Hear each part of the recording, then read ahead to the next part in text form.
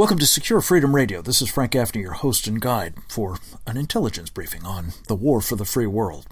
A man who has brought considerable intelligence to the business of both national security in uniform as a military intelligence officer and now in his role as the Director of Investigations and Research at the absolutely indispensable organization Judicial Watch, is our first guest. He is Chris Farrell, a man who, as I say, served in the United States Army, including in military intelligence and counterintelligence units. He is also an adjunct professor at George Mason University and always a welcome guest here at Secure Freedom Radio. Chris Farrell, congratulations, first of all. We'll be talking shortly with Joe Weasel, the director of the marvelous new documentary that you have been involved with, Sun City Cell, I believe it's called. Good to have you with us. Thank you for joining us.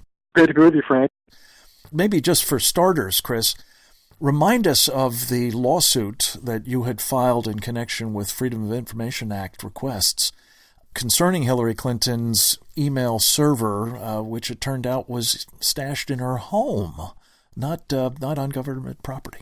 Well, the whole reason the public even knows about this scandal was because of our litigation to get her emails and to get her records and documents. And the State Department has asked for a status update in this case, the language of which to be sort of carefully crafted. And we wondered why they were being so cautious about what records they were talking about.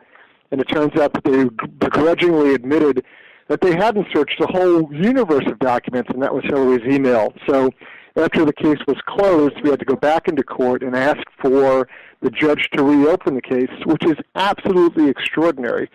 In the last 16 years I've worked at Judicial Watch, we've never had a case reopened in this fashion, and that's because the State Department was forced to admit that they had engaged in misconduct and fraud on the court, and that was the foundation for reopening this case.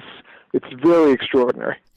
It is indeed, and one of the things that I'm really concerned about is that we haven't gotten to the bottom of this, as I know you've been trying. In fact, it looked as though you'd really hit a dead end until last Friday when Judge Emmett Sullivan made a rather striking and potentially quite important finding and directive. Talk about that. Sure. Judge Sullivan is, I think, finally fed up with all the rope-a-dope, double talk, the phony baloney language out of the State Department. Not just the State Department, in a related case, even the IRS. It's the same kind of nonsense. And so finally the judge reached his boiling point and has now ordered that former Secretary Clinton and her immediate circle, Huma Abedin and Cheryl Mills, that they must provide sworn declarations to the court detailing exactly what they have and have not turned over. So there's no more shell game, no more three-card Monte or instance where Hillary tells you what she thinks you might want to know about her emails. She has to get on the record with the court under oath. Now remind us who Cheryl Mills and Huma Abedin are in the great scheme of things. Cheryl Mills was Hillary's chief of staff, a long-time colleague, acquaintance, whatever, literally for decades, going back to her husband's administration. Cheryl Mills, in fact, defended Bill Clinton in the well of the Senate during his impeachment. So these are decades-long personal and professional contacts. Huma Abedin, curiously, again, is a close personal assistant to Mrs. Clinton, has been with her now for years. Also married to former House member Weiner, notoriously. But more interestingly, her familial contacts back to the Muslim Brotherhood are absolutely shocking from a counterintelligence point of view. Well, and you and I have talked about that in the past, and I want to come back to it in a moment because it really is, it seems to me, a ticking time bomb for Hillary Clinton. But just to stay with what Judge Sullivan has ordered for a moment, and again, our guest is Chris Farrell, the Director of Investigations and Research at Judicial Watch.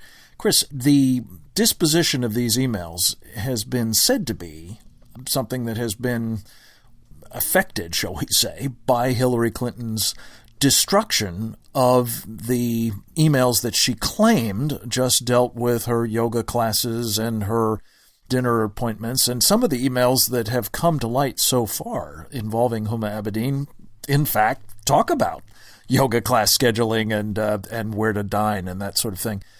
What do we know from the cumulative documentation that's been made available so far about what was being done on this server? Is there any question in your mind that there was classified information as well as other personal stuff? And has all of the personal stuff being destroyed meant that some government property went over the side as well, in your judgment? Right. Well, first of all, Hillary Clinton doesn't have private email. That email server is United States government property and belongs to you and me and the rest of the American public. So this notion that she has private email is probably the first great lie. It simply doesn't exist.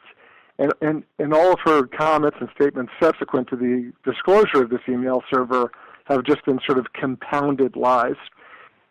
Secondly, inspectors general, 3 of them, have found that she had classified information in those emails and therefore on that server. So that's another huge lie, sort of compounding on the original thing about it being private. Now, Chris, again, you're a man of great precision. You're saying that it's not just sensitive information or information that if it fell into the hands of enemies, as it certainly did, would be, well, undesirable, shall we say, but that it actually was classified information.